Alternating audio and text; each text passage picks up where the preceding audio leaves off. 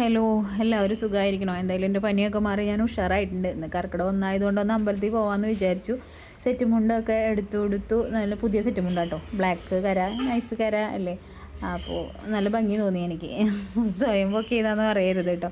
ഒരു കുഞ്ഞ് മേക്കപ്പൊക്കെ, ഒരു സിമ്പിളായിട്ടുള്ളൊരു മേക്കപ്പൊക്കെ ചെയ്തു. കാരണം അധികം മേക്കപ്പൊന്നും ചെയ്യാറില്ല, ജസ്റ്റ് ഐബ്രോയും കണ്ണെഴുതിയാൽ, പിന്നെ നമ്മുടെ മസ്റ്റ് മെയിനായിട്ടുള്ള ഐറ്റംസ് ലിപ്സ്റ്റിക്ക് വന്നിട്ടു. പിന്നെ മോളൊരു തുളസിക്കതിരൊക്കെ വെച്ചു. ആളും വന്നുണ്ട് കേട്ടോ എൻ്റെ കൂടെ. മഴയായതുകൊണ്ട് മഴ ഇപ്പം ഇല്ലെങ്കിലും പിന്നെ പെയ്താലെന്ന് വെച്ചാൽ നമ്മൾ ഓട്ടോയിലാണ് പോയത്, ബൈക്ക് എടുത്തില്ല. നമ്മൾ താമരൂരുള്ള നാരായണകുളങ്ങര ഭഗവതി ക്ഷേത്രത്തിലേക്കാണ് പോയത്. ആ അമ്പലത്തിൽ പോയിട്ട് ഞാൻ കുറച്ച് നാളായി.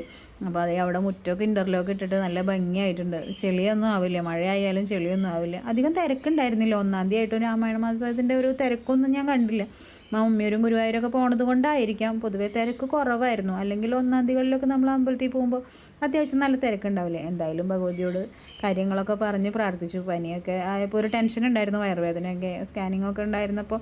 എന്തായാലും അതിൽ കുഴപ്പങ്ങളൊന്നും ഇല്ലാതെ ഇരുന്ന് അതുകൊണ്ട് മനസ്സ് നിറഞ്ഞൊന്ന് പ്രാർത്ഥിച്ചു. പിന്നെ അതേ അമ്പലക്കുളത്തിലേക്കൊന്ന് പോയി. കാല് വെച്ചതും വീഴാൻ പോയി. നല്ല സ്ലിപ്പിംഗ് ഉണ്ട്. പിള്ളേർക്ക് ലീവ് കിട്ടിയ കാരണം പിള്ളേരെല്ലാവരും കുളത്തിലുണ്ട്. മഴ ഇല്ലായിരുന്നു. കലക്ടർ ലീവ് പറഞ്ഞുകൊണ്ടാവുന്നുണ്ട് മഴയില്ലാതിരുന്നത്. പിന്നെ നമ്മൾ മേലേക്കാവ് തൊഴുത് കഴിഞ്ഞാൽ പിന്നെ താഴേക്കാവും തൊഴണം എന്നല്ല. അപ്പോൾ അവിടെ 2 അമ്പലം ഉണ്ട് കേട്ടോ.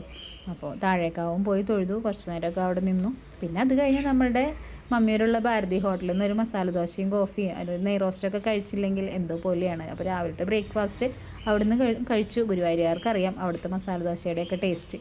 അപ്പോൾ ഇന്നത്തെ വീഡിയോ ഇത്രയേ ഉള്ളൂ.